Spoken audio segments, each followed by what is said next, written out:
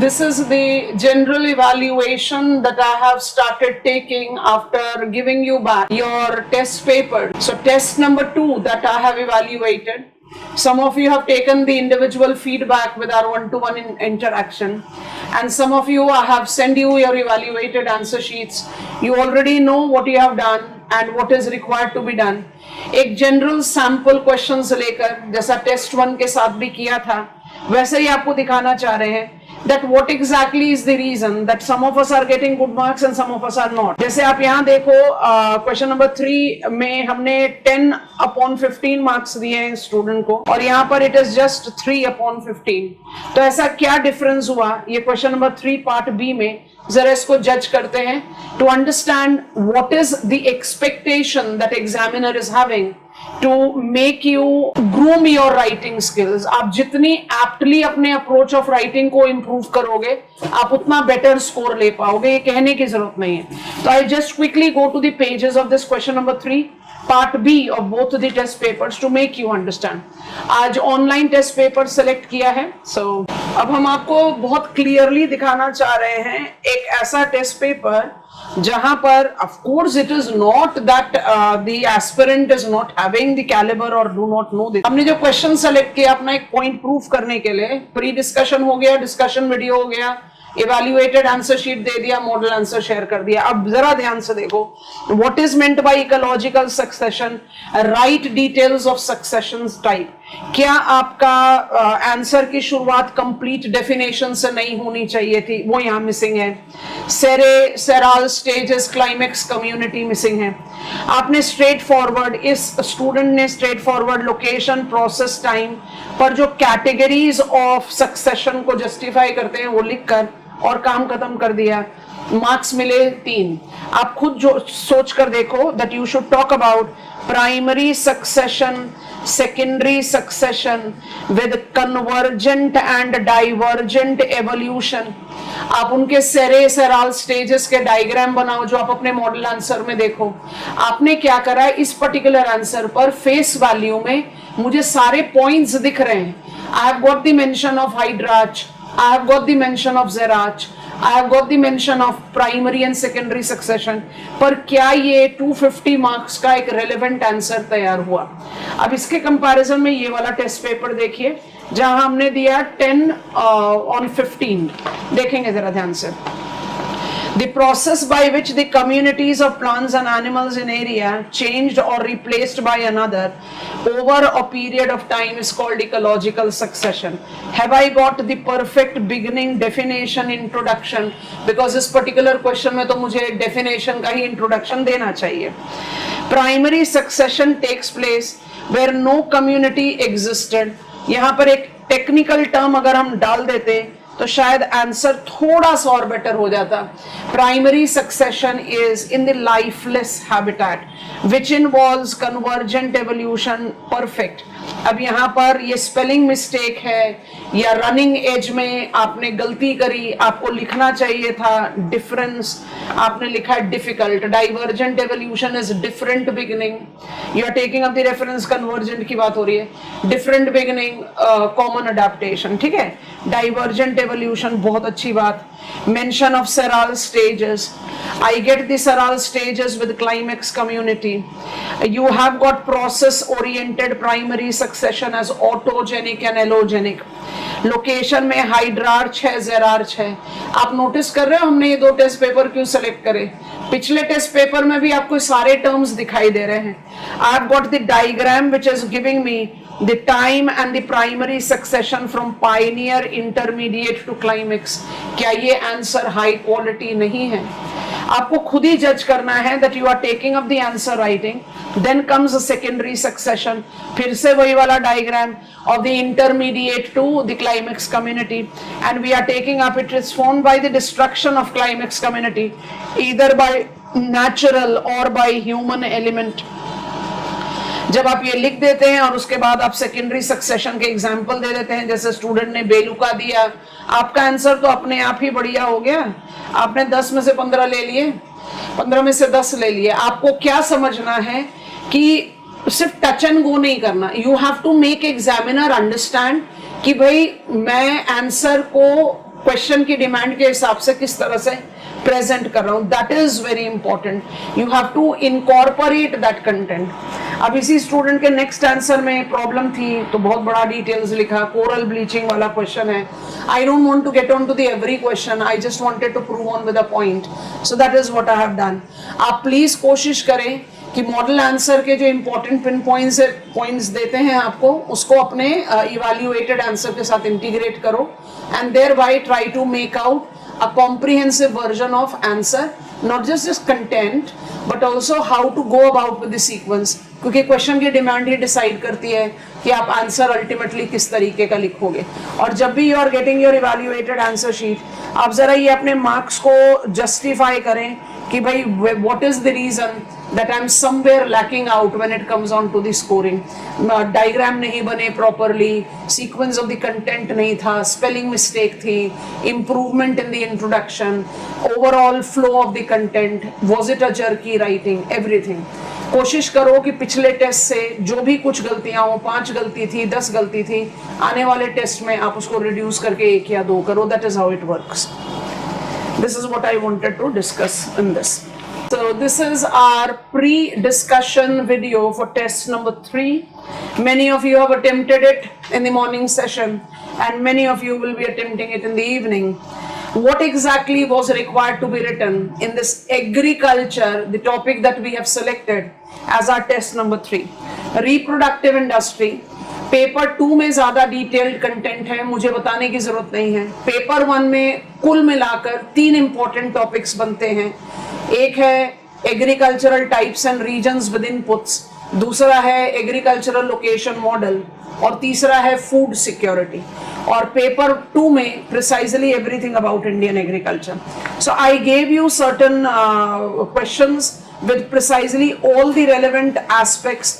Topic तो अपने आप में कंटेम्प्रेरी है, तो इस टॉपिक के क्वेश्चंस भी तो कंटेम्प्रेरी डोमेन में ही होने चाहिए थे. आपको पिछले टेस्ट में भी ये वाला लीड दिया था, इस टेस्ट में भी कोशिश की है.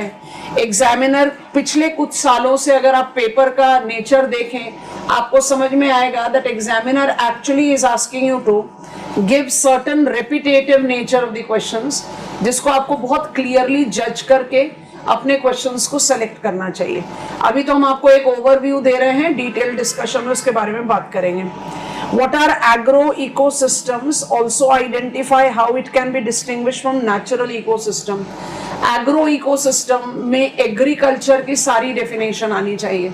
मतलब it is crop culture, it is livestock culture, it is aquaculture, it is silvipasture culture, it is something which has got anthropogenic hand in it.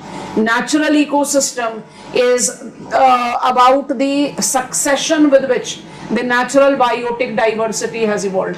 तो आपके आंसर में जो डिस्टिंक्शन की बात आ रही है वहाँ adaptation, importance with reference to the invasive characteristics that the agro ecosystem can generate. Agro ecosystem is more resilient. Agro ecosystem is identified with more sophisticated reference of food security concern. आप इस हिसाब से point justify करेंगे.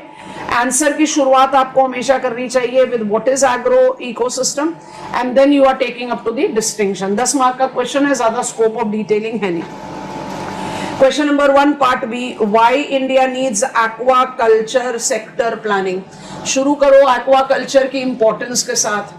Importance in real economic terms. We all are aware of the fact that success of Blue Revolution have made India second dominant aquacultural producer in world, largely involving fresh water, and it is a high potentiality of the deep and marine water that we are yet to tap. When I talk about aquaculture ka potentiality, you have to talk about the 7,516 kilometers of our shoreline, near 200 million square miles of exclusive economic zone, then running water and creeks and wetlands and many more things. इसके बाद आप incorporate करेंगे मारी culture, प्रधानमंत्री मत्स्य संपदा योजना के बारे में बात करेंगे. How it is going to give us the untapped potentials of our marine sector and aquaculture, and how it is going to give a dependable yield fish farmers development agency ने किस तरीके से मोबिलाइज करा landless labourers का economic interest, उसको focus करके. So why we need this planning? We need this planning because there is untapped potential, because there is absence in the agricultural parity, because we are having the challenge which is oriented towards sea surface temperature increase, coastal areas hazard. So you are taking up the multi dimensions applicable to it. Part C reads, what are the products of apiculture? Identify importance of these products. Answer की शुरुआत by default होगी, what is apiculture? It's a commercial rearing of honeybees. जब आप apiculture को define करें तो आप add कर सकते हो that apiculture is basically involving two dimension.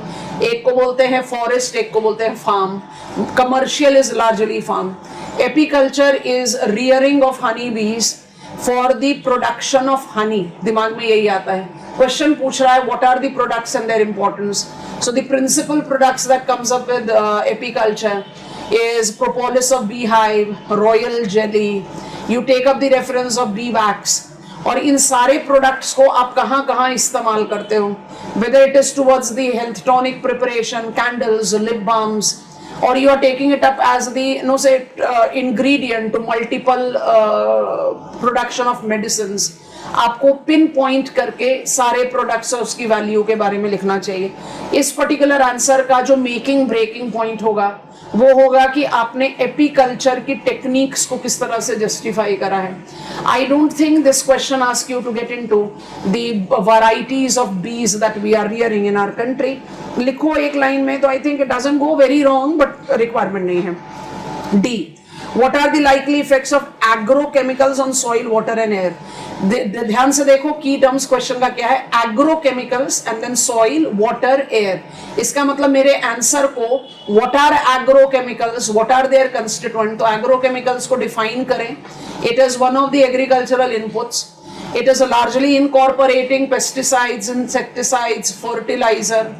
You are taking up its utility for what reason? Why are we utilizing agrochemicals? इसका mention आना चाहिए.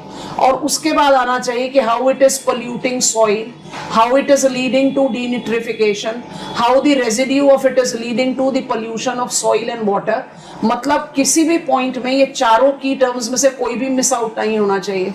How many types of agrochemicals and what is their impact? ये मत सोच लेना कि soil लिख दिया तो वाटर तो आ ही गया. सॉइल पर अलग सब हेडिंग होना चाहिए, वाटर पर अलग सब हेडिंग होना चाहिए और एयर पर सब अलग हेडिंग होना. एग्जांपल्स आप अलग अलग कर दो बट तीनों कैटेगरीज आनी चाहिए. Then comes write note on types and impact of terrace farming. Terrace farming की genesis one of the conventional mountainous area में है and it is principally practised in the humid, sub humid areas जहां पर आप zoom, पोडा या एटा या तमराई like shifting agriculture की बात करते हैं. टेरेस फार्मिंग के जो बेंच फार्मिंग है या you take up the reference of the strip farming, उनकी कैटेगरीज को आप जस्टिफाई करो. ग्लोबल पर्सपेक्टिव में आंसर लिखना चाहिए तो you have to talk about how it facilitates what is called containment of angle of repose and minimizing entire range of physical loss of soil and also the hazard to the downslope area. तो types and impact are the two key terms here.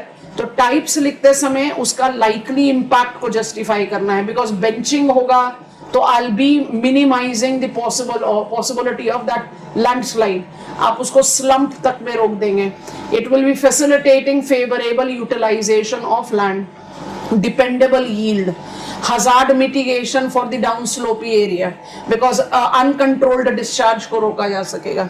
तो type के साथ साथ impact को justify करें and I think that will be sufficient. Question number 2 part A was reading food security depends on water security, explain in global context. इस question में अगर आपका आंसर चला गया फूड इनसिक्योरिटी की तरफ तो थोड़ा सा डी ट्रैक हो जाएगा. क्वेश्चन पूछ रहा है food security depends on water security. Answer की शुरुआत करो that world because of population explosion, world because of unequal levels of agriculture development, world because of absence of parity towards the 4 pillars of food security, availability, accessibility, stability, utilization, is suffering from not just food insecurity but because of the change of the climate, But because of the unsustainable use of water resources, there is also the problem of water scarcity. मुझे answer में water resource planning को food planning के साथ associate करना है, तो मेरा focus of answer जो है वो वाटर प्लानिंग पर होना चाहिए. वाटर प्लानिंग के लिए आपको बाय डिफॉल्ट क्या जनरेट करना चाहिए? You have to generate the water scarcity hotspot. हमने मैप ऐड किया है आपके मॉडल आंसर में. आपको वाटर स्केर्सिटी के कॉजेज और उनके मिटिगेशन अटेम्प्ट को जस्टिफाई करना है. वाटर स्केर्सिटी की अबेटमेंट से, चाहे वो सरफेस वाटर है चाहे वो ग्राउंड वाटर है, how we are ensuring agriculture, how we are ensuring sanitation, because utilization as the pillar of food security, I hope all of you will agree, also depends on what is my health condition. अगर मेरा health condition अच्छा नहीं है तो I am consuming nutritive food, फिर भी my body will not utilise it. तो इस पर्टिकुलर क्वेश्चन में बिल्कुल क्लियर रहिए, आपका फोकस ऑफ आंसर जो है वो फूड की तरफ ना जाकर वाटर की तरफ रहना चाहिए. लिंक जरूर करना पड़ेगा फूड के साथ, नहीं तो आंसर इवॉल्व नहीं होगा. Briefly outline the challenges and strategies of irrigated areas in India. Irrigation का टोटल डोमेन लें तो लगभग 40% of the total cropped area of our country is irrigated. आप इरिगेशन का डिमार्केशन ले लो, area devoted with irrigation, irrigation के means का मेंशन ले लीजिए, मैप ऑफ इंडिया ड्रॉ करके इरिगेशन पर व्यू दिखा सकते हो. अच्छा क्वेश्चन, ये तो हुआ आपका इंट्रोडक्शन. आपको क्वेश्चन पूछा चैलेंजेस एंड स्ट्रैटेजीज, तो भाई चैलेंज तो यही है ना कि वाटर यूज एफिशिएंसी बनाएं. If I take up the economic survey report latest available with us, वो बहुत क्लियरली कह रहा है ना कि इंडिया का जो इरिगेशन मैकेनिज्म है या जो इंडिया का इरिगेटेड एरिया है, वहाँ सबसे बड़ा चैलेंज जो है that is increasing gap between irrigation potential created and irrigation potential utilized. उसके पीछे रीजन क्या है? क्लाइमेट चेंज है, क्रॉपिंग पैटर्न चेंज है, absence of maintenance of the basic infrastructure है. तो आपको उन चैलेंजेस को लाइमलाइट में लेकर और स्ट्रैटेजी, तो participatory irrigation management, water use efficiency, जब हम कहते हैं per drop more crop, decentralised availability of irrigation, क्योंकि अभी भी अगर आप 40% राउंडेड ऑफ फिगर को इरिगेटेड लैंड बोल रहे हो तो आप definitely it's a big scope for India to increase it. तो आप चैलेंज और स्ट्रैटेजी को साथ साथ मिक्स करके लिखेंगे तो आपका क्वालिटी ऑफ आंसर इवॉल्व होगा. I will be sharing the detail model answer, पढ़ना समझ में आएगा. Question number next was reading. What is bovine breeding program in India? Also specify dairy development. So national bovine breeding, where we take up the reference of Rashtriya Pashudhan Vikas Yojana, where you are taking up the account of what are the indigenous breed of our country, because we have got Gokul mission, and what are the challenges that are correlated with general ignorance of vaccination, health hygiene, food fodder, and the deterioration of the breed quality of our animals. तो आपको एक answer की शुरुआत करनी चाहिए with all the categories of the breeds of the animals, livestock that we are having in our agriculture that dominantly correlates to of course milk. आप livestock census का mention कर सकते हैं, because when I take up the reference of bovine breeding, I am essentially correlating it to milch cattle. तो थोड़ा सा mention introduction में कर सकते हो. bovine breeding से हम क्या क्या बेनिफिट्स लेना चाह रहे हैं. तो we want to increase the productivity, we want to correct the breed deterioration which is there. Lactation capacity tropical breed of animals की ऑलरेडी कम है. इंडिया की प्रोडक्टिविटी लेवल्स बहुत कम है ग्लोबल स्टैंडर्ड में. If I go with the exact value 987 kilograms per lactation, और global level को आप 2038 किलोग्राम्स पर लैक्टेशन पर लेते हो, so that automatically ask us to get into the improvement. Dairy development पर स्पेसिफिकली पूछा है, तो डेयरी डेवलपमेंट के लिए आप indigenous breed and then the cross breed animals और milk production with the health hygiene, feed fodder and dairy processing, इनके बारे में मेंशन करो. तो answer has to be divided into 2 parts. एक में आप बोविन ब्रीडिंग के बारे में बात करेंगे and then eventually get on to the dairy development with integrated dairy entrepreneurship development programme under national dairy development and bovine breeding का मेंशन होना चाहिए, जिसको आप unofficially second generation white revolution बोलते हो. ठीक, चलिए अब आ रहा है question number 3. Examine how agro ecological region provide suitable practical basis for agricultural planning in India. Trick है इस आंसर का. आपको पता है it is soil and land survey Nagpur है जिसने हमें ये एग्रो इकोलॉजिकल रीजन दिया है। तो ICAR ने भी हमें एग्रो इकोलॉजिकल रीजन दिया है। देन अर्थ प्लानिंग कमीशन ने हमें एग्रो क्लाइमेटिक रीजन दिया है। हमने आंसर की शुरुआत इसी से की है दैट इन ज्योग्राफी और ज्योग्राफिकल स्टडी और agricultural planning we try to take up the regionalization of agriculture to chart out what are the specific challenges, prospects that has to be mobilized. From all among them, it is land and soil classification Nagpur का जो class agro ecological zonation है वो best suited है क्योंकि ये मुझे agro ecological as दे रहा है। What are the type of soil, what is the type of prevailing climate, what is the nature of cultivated crop and what is the most conducive crop. इसको prove करने के लिए आपको वो 21 categories of सब ग्रुप्स को अलग अलग मेंशन कर भी सकते हो। हमने आपको आंसर में करके बताया है। आप उसको 6 बोल्ड ग्रुप में भी रख सकते हो। आपको ये प्रूव करना है while writing the answer that I am considering every agroecological condition in this classification that gives me what is called customized agricultural planning जो by default dependable होगा। तो आपने प्रूव कर दिया भाई, ये सबसे बढ़िया। Question number C part B, give reasoned account of why sustainable intensification approach is required in Indian agriculture। अच्छा, इसी तरह का एक क्वेश्चन हमने यहाँ पर पूछा है and I think that kind of integration is important for us to take into account, है ना। This question is right here. चलो, sustainable intensification is question 3 part B and conservation agriculture is part C. दोनों को Indian agriculture के context में पूछा है। आप नोटिस करेंगे sustainable intensification and conservation agriculture are more or less same. Sustainable intensification is about enhancing soil fertility, crop dependency, minimizing the challenges that are related to climate change, maximizing the output for the farmers to be dependent on। और जो conservation agriculture है उसका जो crux आता है वो zero budget natural farming से आता है, where you are talking about residue retention, no tillage and etc। तो चाहे वो सस्टेनेबल इंटेंसिफिकेशन है, चाहे वो कंजर्वेशन एग्रीकल्चर है, आपका एक beginning as definition demarcated by FAO and UNEP अलग हो सकता है, लेकिन मोर और लेस उनकी स्ट्रैटेजी सेम है। आपको पहले टेस्ट में भी बताया था इस तरह के अगर आपको लगते हैं कि रेपिटेटिव क्वेश्चंस हैं तो पहले एक blueprint of the question paper ले लेना चाहिए before you decide I will be doing this and I will be doing this. तो आपने नोटिस कर लिया कि सेक्शन A में मुझे क्वेश्चन 3 में और क्वेश्चन 4 में रेपिटेटेड क्वेश्चन मिल रहा है, तो I decide which I do by selecting कि भाई बाकी 2 क्वेश्चन में मेरा कितना कॉन्फिडेंस लेवल है।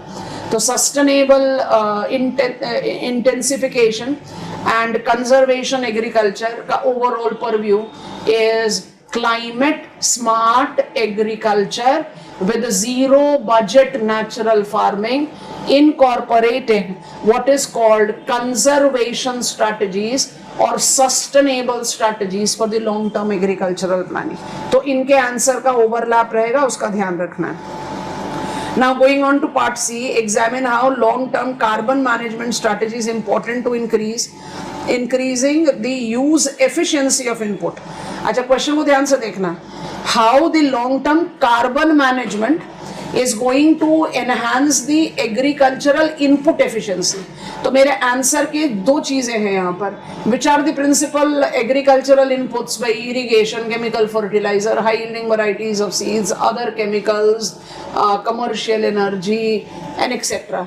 अब आपसे पूछ रहा है how long term carbon management, तो it is all about enhancing carbon sinks।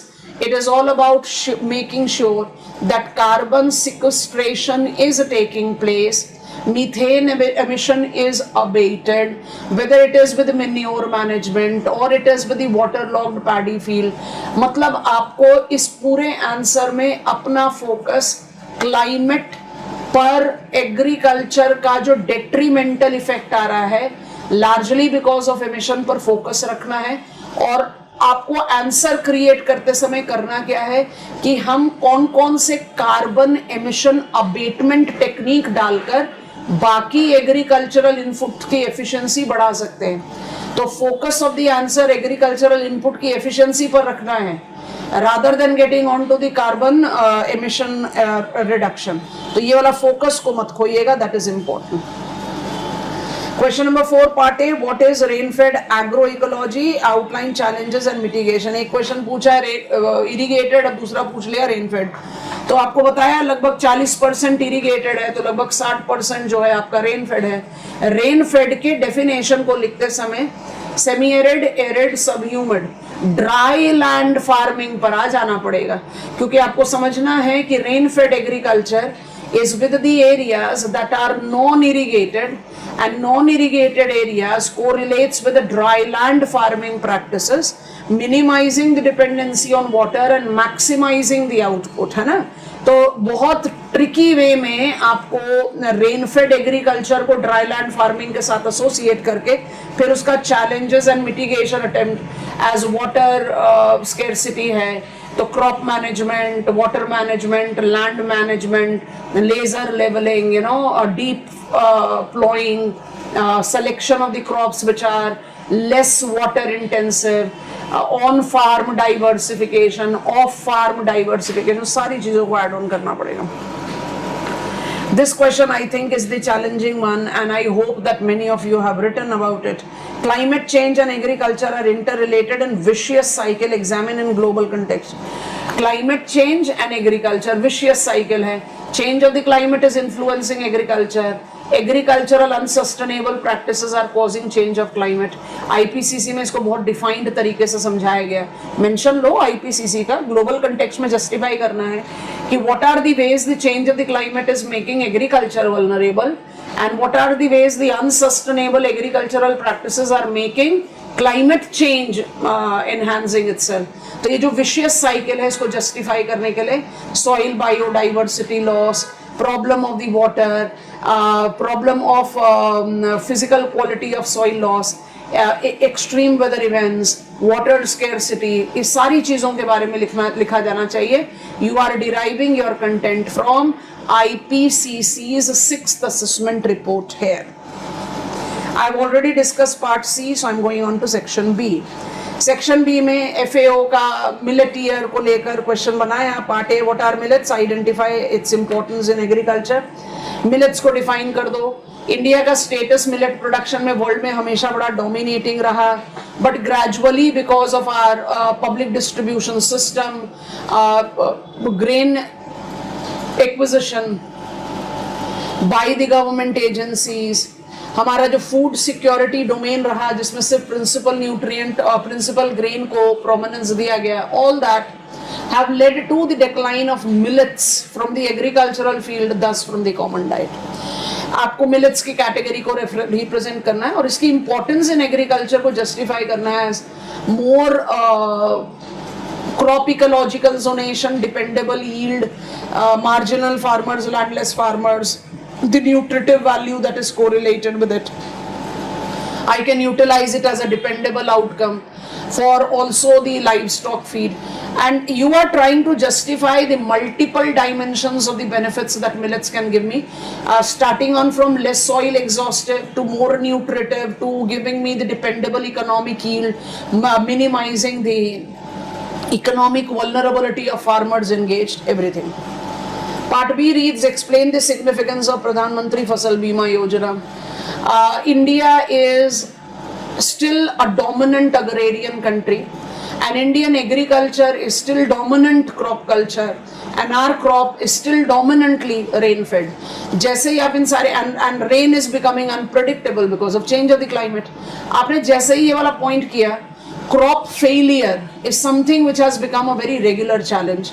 So Pradhan Mantri Fasal Bima Yojana is aiming at ensuring that farmers' vulnerability is reduced because of the crop failure. अब इसमें loany farmers, non-loany farmers, coverage which is correlated with all the dimensions of crop failure, quick assessment utilising the precision agriculture. एक question आगे दिया है उसके बारे में बात करते हैं. Immediate transfer of certain amount after the loss is been notified so that risk can be reduce. ये सारी चीजें आपको जस्टिफाई करनी है. क्वेश्चन क्योंकि पूछ रहा है सिग्निफिकेंस, तो आपका आंसर ऑफ कोर्स प्रोविजन के साथ सिग्निफिकेंस आएगा, what are the objective, who are covered, सारी चीजें लिखोगे, लेकिन जो फोकस रहना चाहिए वो किस पर रहना चाहिए कि भाई हमारे कंट्री में आज तक भी क्रॉप की वल्नरेबिलिटी किस तरह से जस्टिफाइड है.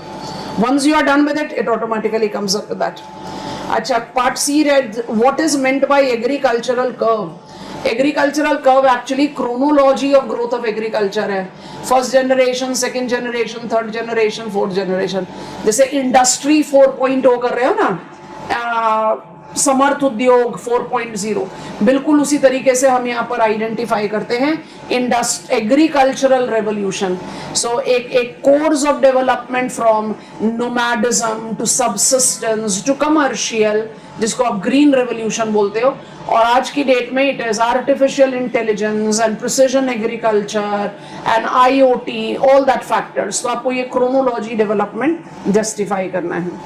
Part D, right short note on participatory irrigation management. आपको इरिगेशन के क्वेश्चन में हिंट दिया है. पार्टिसिपेटरी इरिगेशन मैनेजमेंट का फॉर्मल बिगिनिंग 11th प्लान से हुआ है हमारे कंट्री में. PIM basically is oriented towards bridging the gap that is increasing between irrigation potential created and utilized. पहली चीज. दूसरी कि भाई वाटर रिसोर्स के मैनेजमेंट में अगर हम सिर्फ पब्लिक फंड पर डिपेंडेंट रहें तो maintenance of the institutional framework becomes very difficult और infrastructural framework becomes very difficult. So it is important for India to mobilize the people towards I'm using the canal, I'm using the tube well, I'm using the well, I'm using the pond, so why I don't maintain it. और it also talks about integrating. हम सबको पता है कि हमारे country में ground water over pressurised है. चाहे ड्रिंकिंग वाटर की सप्लाई हो लगभग 80%, इरिगेशन की सप्लाई हो लगभग 60%, आपका ग्राउंड वाटर पर डिपेंडेंसी है. तो ग्राउंड वाटर के साथ PIM में सरफेस वाटर का इंटीग्रेशन भी इंक्लूडेड है. आपको ऐसे लिखना है. Part E was examine how sericulture is significant for India. Silk culture. Talk about silk culture with 5 variety. Mulberry silk, eri, muga, tropical tasar, oak tasar. बाकी 4 को, मलबरी को छोड़कर बाकी 4 को सेंट्रल सिल्क बोर्ड वन सिल्क बोलता है. Identify we as the second prominent producer. recognize a long integrated specialized sector with a quite decentralized domain in the country. Identify the benefits that are going on with the GI tag and also the factors that are related with silk mark scheme and the silk waste का by product के तौर पर इस्तेमाल करा जाना, frequency of yield इस्तेमाल करना by biotechnology, all that factor. Significant because it is labour intensive, significant because it is highly remunerative. So you have to justify the diversities that we are taking up. Question number 6 part A, list major pre-harvest risk of Indian agriculture. Pre-harvest risk मतलब sowing से लेकर growing से and after the grown crop उसको maintenance तक. मतलब यहाँ पर आपको from information to implementation and monitoring देखना है, अब मार्केटिंग नहीं करना. तो मतलब which crop to be cultivated, how to make my field ready, how to maintain the residue, how to apply on less tillage or no tillage to sustain the soil biodiversity, how to minimize the risk that is coming up from unprecedented heat wave, cold wave condition, hailstorm, floods, drought, कोई भी climate change related modification, and also related to the problems that can be associated with animal attacks, violent conditions which are generated because of the cultural political domain. तो आपको इस सारे aspects को justify करना चाहिए as the risk that the farmers of India are subjected to in the pre-harvesting domain. मतलब from planning to implementing and then till the harvesting time what are the risks that is involved. एक advice दे सकते हैं आप, हमेशा ये देखो कि NDA में justify करता है कि risk is the function of 1 exposure, 2 vulnerability and 3 resilience. तो हमारे farmers का या हमारे agriculture का प्री हार्वेस्ट रिस्क ज्यादा इसलिए है क्योंकि हम not just we are getting more expose to such challenges, it is like we are very less resilient population. तो आप उसका भी सपोर्ट ले सकते हो. What are the scopes of peri urban horticulture as source of sustainable urban development. Peri urban horticulture market gardening से associate करें. इसमें kitchen gardens, vegetable fruits production का ज़्यादा प्रोमिनेंस है. हमने वेजिटेबल सेंट्रिक आंसर दिया because that goes up as more prominent purview. When you talk about, क्योंकि fruits थोड़े से क्लाइमेट सेंसिटिव हो जाते हैं, वेजिटेबल का एक बिगर ब्रॉड डोमेन रहता है, आप सबको कंबाइन कर सकते हो. Peri urban area is peripheral urban area, urban sphere of influence, market gardening zone. Question पूछ रहा है what is the significance of peri urban in sustainable urban development. तो भाई, will it not create a gainful job for the surplus urban youth? Is it not going to utilize the green belt that is going to act on as a carbon sink? Is it not create a green belt which can facilitate even the methane sink that is coming up from the landfills, which are largely, the dumping grounds are largely developed at the periphery of the urban area. Sustainability is always with sustaining the environment while sustaining the economic development, and it is by default going to sustain the urban markets because it will be fulfilling its demand. तो land का favorable utilization, favorable in carbon sequestration, enhancing on the job creation, fulfilling the demand of the urban dwellers, all that. And of course it can be an excellent green belt around the landfills. ये सारी चीज़ों को combine कर दोगे तो अपने आप ही answer create out हो गया. Part C read, analyze the changes in land use pattern, its effect and management approach in world. Land use changes की बात करनी है. तो land use changes from forest to agriculture, agriculture from intensive to commercial, commercial से built up area. How the change in the land use on the unsustainable lines is creating on the problem. तो आप चाहे तो एक land use change का pattern ले सकते हैं, और once you are done with it, आपको इसके साथ किस चीज को associate कर देना है? Land degradation. Land degradation is basically degrading the overall potentiality of land. Land degradation का formal terms and definition आप कहाँ से ले आओगे? UNCCD से, और उसी के context में land degradation neutrality का point लेकर what are the ways I can restore the degradation को add on करके आप answer management approach का लिख सकते हैं. Question number 7A, write note on precision agriculture and how does drone enables precision. Precision agriculture को agriculture 4.0 से associate करो. Precision is about right to the point, hit the bullseye. Precision agriculture is recognizing absolutely what is the problem and what is the solution. It is artificial intelligence, it is soil health card, it is micro bottom-up approach. Precision agriculture is mobilizing high technological innovation to ensure more efficient and dependable agriculture. इसमें by default drone की utility कहाँ हो सकती है? Satellite के utility तो हम काफी लंबे समय से करते आ रहे हैं, पर drone, multiple types of drone. Towards the end of the answer I've added that.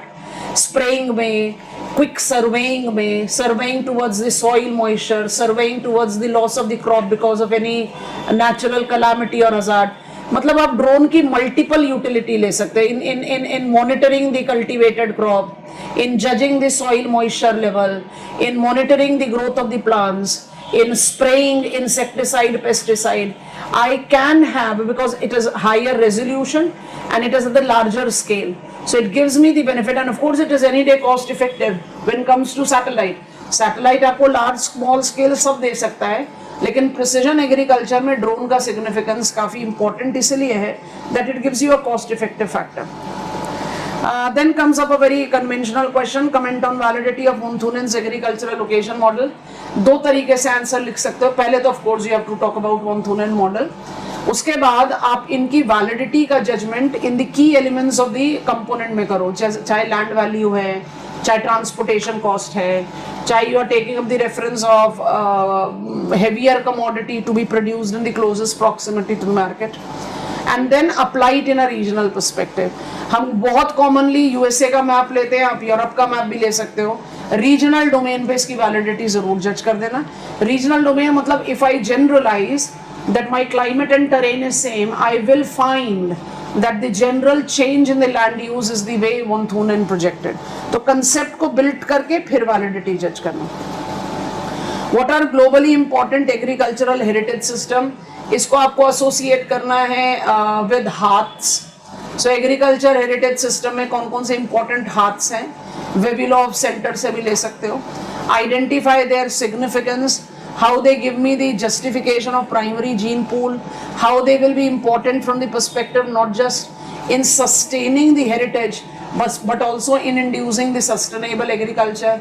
Map बना सकते हैं, प्रोमिनेंट हाथ बता सकते हो, डिनोटेड, सारे वेबिलॉफ सेंटर को आप एग्रीकल्चरल हेरिटेज साइट नहीं बताते, तो दो all those which are been correlated you can add that. India का एग्जाम्पल भी डाल सकते हैं. Question number 8, part A, reproductive industry is facing multitude of problems both on demand supply side. In world comment. So आपको multitude problem both on demand and supply side देखना है. तो demand side में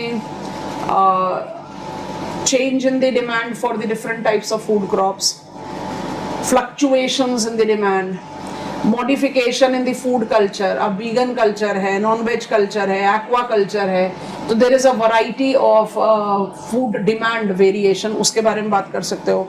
और जो production side है वहाँ पर land degradation से लेकर diversion से लेकर climate change, मतलब divide your answer into two parts. Agriculture is suffering from multitudes of the problems at the production side because of the change of the climate, degradation of the land, diversion of the land for the first generation energy, that is first generation source of energy, and you are trying to apply it on the demand side as fluctuating demand, regional variations in the demand in terms of quantity and quality, ऐसे करके. What are agroforestry? Three main types of agroforestry system: agri-silvipastoral and agri-silviculture. So you have to justify what we call social forestry actually, where we try to integrate on the livestock to it. So the components, उनका benefit, उनके challenges को justify करें. And last question was outline basis of Whittlesey's agricultural type. Derwent Whittlesey के 5 bases: ensemble of infrastructural input, methods of growing and stocking, method of disposal, crop and livestock combination, and intensity of use of land, labor and capital. इसके basis पर जो उन्होंने 13 type of agriculture बताए, जिसको group कर दो 3 में: developing, developed and specialized. उनका spatial validity judge करना है, तो आप सबके example लिखते जाओ. It is applicable here, it is applicable here. तो भाई 1936 का classification valid हो ही गया. I think this will give you an understanding of what was supposed to be written. Of course, I'll be making a detailed video about how each answer and the important points were required to be integrated. Okay, bye-bye from my side for the time being.